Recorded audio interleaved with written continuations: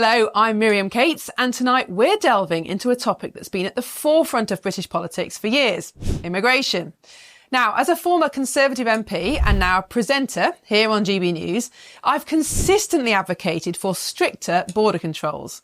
The recent success of Sweden in dramatically reducing their asylum numbers offers a compelling case study that we simply cannot afford to ignore here in the UK. Now, Sweden, of course, was once renowned for its open door policy to immigration, but it has recently achieved something remarkable.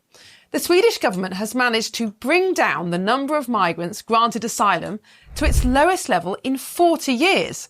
So let's put this into perspective. In 2015, at the height of the migrant crisis in Europe, Sweden accepted a staggering 163,000 asylum seekers, the highest number per capita in the whole of the EU.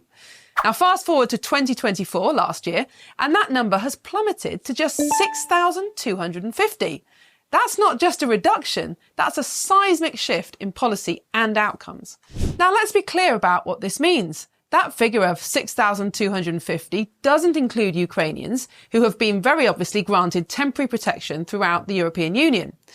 The total number of people who applied for asylum in Sweden in 2024 was 9,645. That's the lowest since 1996, and a 42% decrease from 2022.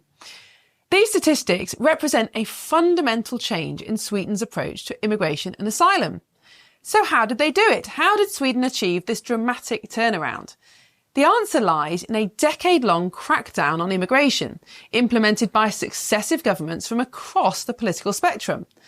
This shows that effective immigration control can and should transcend party politics, a lesson that we in Britain should pay close attention to. Now, the most significant changes came after the landmark 2022 election in Sweden. Prime Minister Ulf Kristersson's centre-right minority government, supported by the anti-immigration Sweden Democrats, introduced a sweeping package of reforms. These included granting only temporary residence permits to asylum seekers, tightening family reunification requirements, and raising income requirements for work visas for non-EU citizens. But perhaps the most striking aspect of Sweden's new approach is their honesty about the challenges of integration.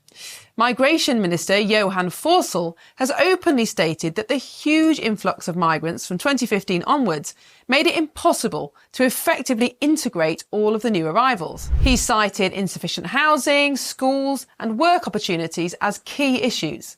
This recognition of the practical limitations is something we've been sorely lacking in our own immigration debate. The Swedish government has also tightened its asylum criteria significantly.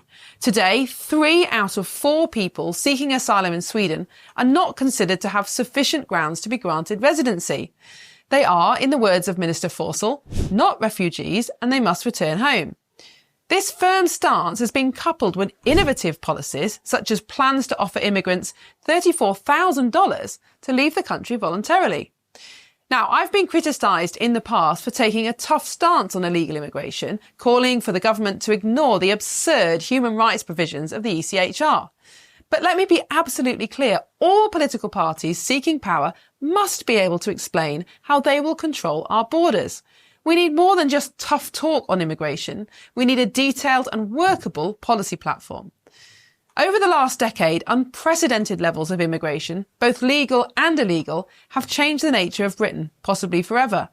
We must act now. We need to increase the salary thresholds for work visas. We need to stop people bringing family members that they can't support financially. We need to consider an Australian-style overall cap on immigration, and we need to reform rights to indefinite leave to remain. The economic arguments against mass immigration are compelling, and we cannot ignore them. While immigration may boost overall GDP, it has failed to increase GDP per capita, which is a crucial measure of living standards.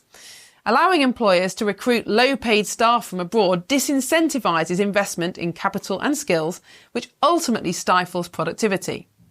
But perhaps the strongest argument against almost unlimited immigration is a democratic one. For over 3 decades, the British people have consistently voiced their desire for reduced migration. Ignoring the voice of the people for so long puts an immense strain on our democracy, and it erodes trust in our institutions. No one single policy change can reverse this, and Sweden's success highlights the importance of a comprehensive approach.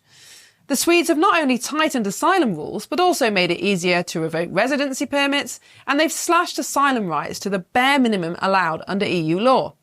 This holistic strategy is something we should carefully consider too. However, we must also be mindful of the challenges that come with such a dramatic shift in policy.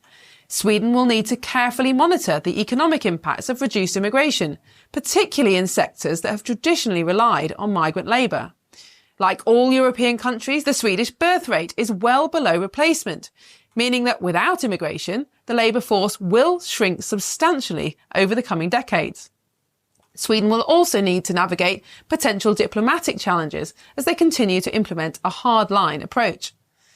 As we in Britain grapple with our own immigration challenges, Sweden's experience offers valuable insights. Too often we're told that nothing can be done or that the challenge is too great.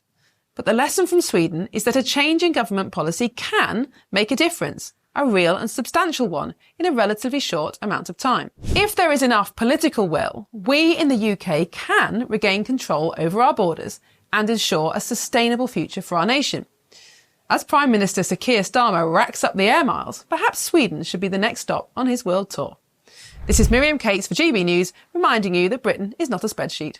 We are a nation with rich history and culture, and it's high time we started listening to the people who call this country home. The Swedish model shows us what's possible when there's political will. Now it's our turn to act. The European Union faces a migration problem, but the negotiations we've had with France, let's just think about it at the moment, are couched in the context of the European Union's open borders and the European Union having a problem. So if we send them back to France, France is just going to have to sit on them. There's nothing they can do. So it needs to be a broader conversation. And if you remember the Brexit discussion before the referendum, we're still having, a lot of it. Well, we are. That's a different. Yeah, but let's not go there now. We can do if you want. But one of the reasons, one of the justifications for leaving the European Union was to take back control of our borders. We haven't done that yet, but leaving the European Union did enable us to do it to a greater extent than we could before.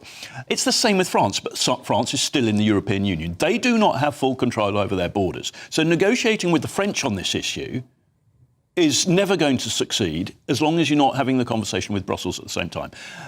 Whitehall and London the last government and this government do not want to have that conversation with Brussels, because then they're afraid that Brussels will say, OK, well, we want this from you and we want that from you, and which is the Brussels way. But I do believe that there is scope to work with them. I've worked with the French on international borders. I've worked with I had the portfolio for civilian border management in Brussels. And I do believe there are openings, but nobody wants to listen.